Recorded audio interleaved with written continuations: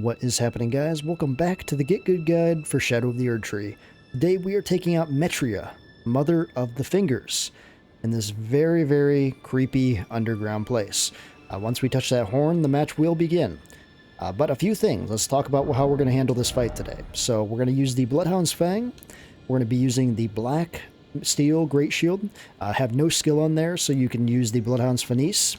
For our armor, we're going to be using Raging Wolf Helm, Scaled Armor, Scaled Gauntlets, Scaled Greaves, just for the overall poise, as well as the basic damage negation. For our talismans, we're going to be using the Dragon Crest Great Shield Talisman, Pearl Drake Talisman +3, Two-Headed Turtle Talisman, and Pearl Shield Talisman, as it boosts non-physical damage negation while guarding. This will be very helpful during this fight. For our physic, we're going to be using the Flame Shrouding Crack tier, temporarily boost fire attacks, as well as the Opaline Hard tier, temporarily boost all damage negation. The reason we're using the Flame is because this thing is weak to fire. This thing is weak to fire, and it also will bleed very easily. It's a hand, after all. Hands don't like fire, hands don't like bleeding. So we're going to be using, along with the Bloodhound's Fang, we're going to be using this buff right here, Bloodflame Blade. So with Bloodflame Blade, with this active, we are going to be yielding a monstrous amount of fire damage, and we'll be able to get the bleed, obviously, as well with that. When it comes to the affinity that we should have on our shield, we should probably use magic for this. What this thing will do will shoot out magic, so I would put a magic shield affinity on your shield. That'll help a lot.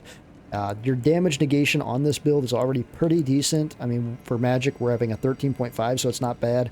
And he doesn't do a lot of magic, but what he does, though, or what she does, I guess she's a mother of the fingers, what she does is a few magic attacks and blast that you can just shut down with the shield. So to talk about METYR a little bit, you're going to be basically fighting a giant hand, well, honestly, two giant hands melded together with flesh with a giant thumb. So if you can picture that, that's what you're going to be fighting. Weird, right? But that's what we're going to be fighting, and it honestly is a pretty challenging fight. I'm going to be honest with you guys. This fight is probably harder than it should be. We are doing this fight at like a level 14 or 15 Erdtree fragment level, so I would recommend at least 13, but I think we're at 14 here on this character. The worst part of this fight is this thing's going to be bouncing around trying to smash you. It's just kind of hard to get attacks on him. Whenever you think you can get an attack, he's either going to jump or he's going to go to the side really fast. And you wouldn't think he'd be able to move very fast because he's just a giant mold of hands and flesh weird thing. But she actually can get around pretty easily. For the magic she does, it's not too bad. She's going to raise her finger and shoot beams of light at you. You can just shut that down with the shield. Other than that, though, she's going to do a couple things where she jumps in the air, spins at you, and comes down.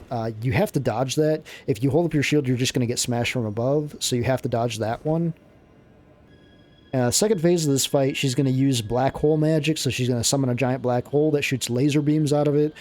You'll want to be closer to her than too far back. If you're too far back, you're going to get hit by all the magic, but if you're too close, you're also going to get hit by her. So it's kind of like you got to stay in the middle.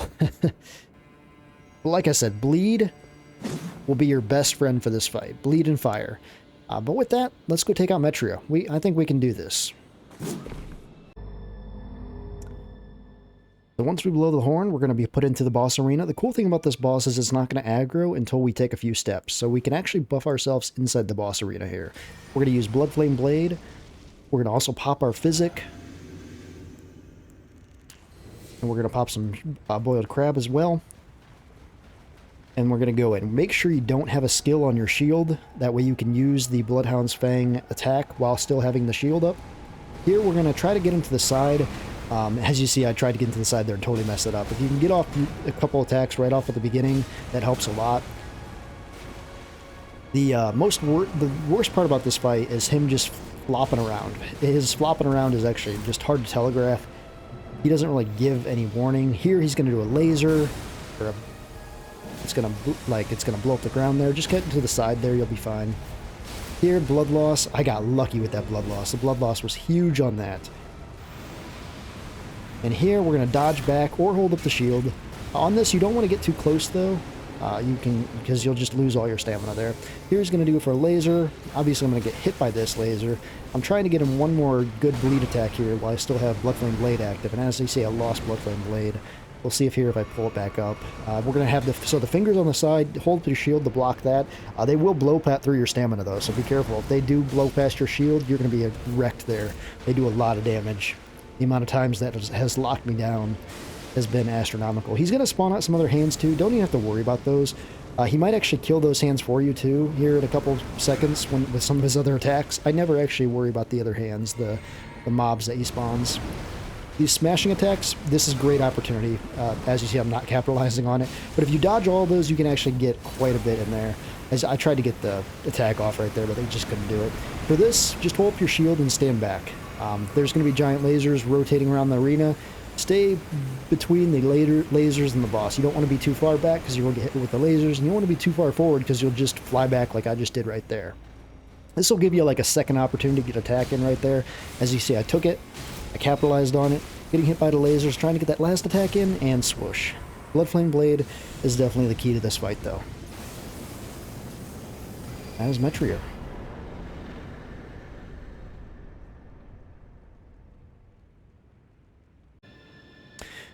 And that is METYR, Mother of the Fingers.